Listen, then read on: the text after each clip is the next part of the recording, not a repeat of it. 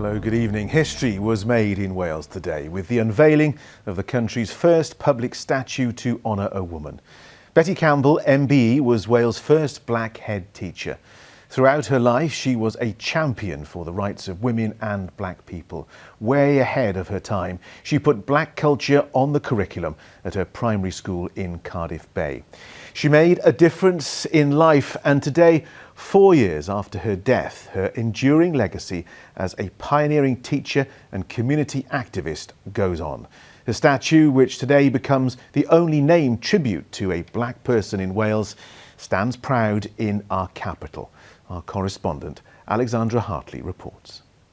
3, 2, 1,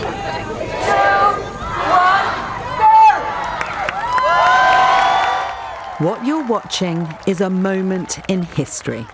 And in 2021, it seems almost unbelievable to say, but this is the first ever statue of a real-life woman in a public place in Wales.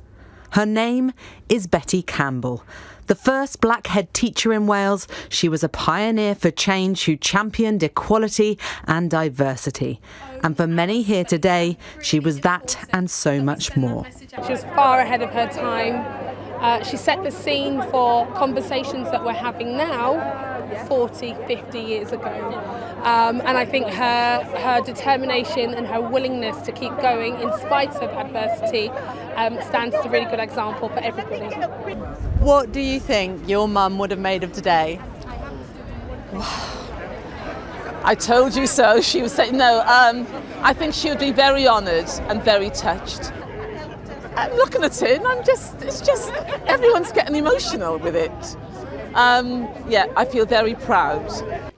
For the sculptor, this has been a labour of love over 3 years, but there is a story in every detail. The whole concept really is based on that of a mother tree or a hub tree within a woodland or a forest. And so she's kind of the mother tree, and all these children around her are kind of her saplings. They're all children from Tiger Bay, and she's sheltering them and protecting them. Betty was well known for her ability to inspire and encourage other women, like Becky, who was once one of her students and now teaches in the same school. Betty was a force of nature. She wasn't someone that you could say no to, but it was always on behalf of the community and the good of others. She just made the children feel that they could achieve anything and go on to be anything they wanted to be in life.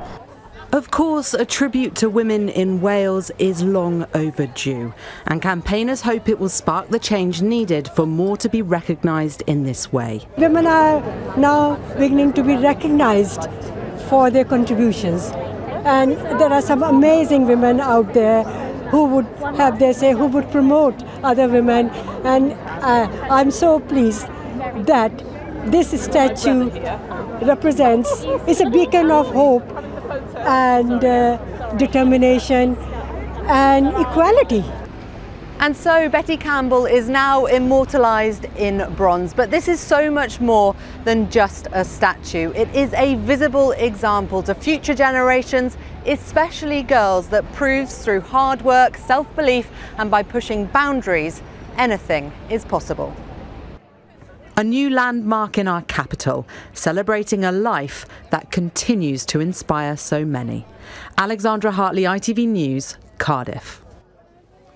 So Betty's remarkable story is at last publicly remembered, but is it enough? Well, let's discuss this with education consultant Abu-Bakr Madden al-SHABAZZ and from Newport, OLIVETTE OTELE, a professor of the history of slavery. Abu-Bakr, if I can start with you. Today has been an extraordinary day. We've known about Betty for a long time. Why has it taken so long to honour her? I think there needs to be social and political changes in order to bring things about. And definitely, especially in the last 10 years, there has been major changes, an element of discourse, discussions and debates about curriculum change and looking to diversify the educational system of having more teachers from black, Asian, minority ethnics within the schooling system in order to inspire the next generation so they can see beyond these stereotypical and labelling theories that are established within most society. Do you think this will be the first of many statues Is this a turning point? I think this is definitely a turning point because she was the first one to introduce a multicultural education within Cardiff. This was in the early 70s when no other educational system or public school was doing this. You know, I bounced off that and provided, you know, the first Black and African History Studies course at Cardiff University at a degree level. A monument is up now. Now there's a curriculum change taking place where Black, Asian, minority, ethnic histories will be studied by pupils and taught by teachers, you know, all around Wales. So it's a major, major change that has taken place. Yes. Some momentum, yeah. Yes, Let's definitely. bring in Olivette. Why are women in history so often forgotten? Well, actually, women are not forgotten. What happens is that their stories are not widely shared, and yet they have been doing the work for centuries. So it's just a case of acknowledging it publicly, more publicly, and also putting them in a place where they are able to tell their own story to a broader audience. And why is it so important for people to see statues which represent themselves? Well, we see and we understand that, you know, we are learning through practice and through role models. So when you see a teacher who looks like you, then if you have dreams of becoming a teacher, it makes things easier because you actually think that you can achieve that.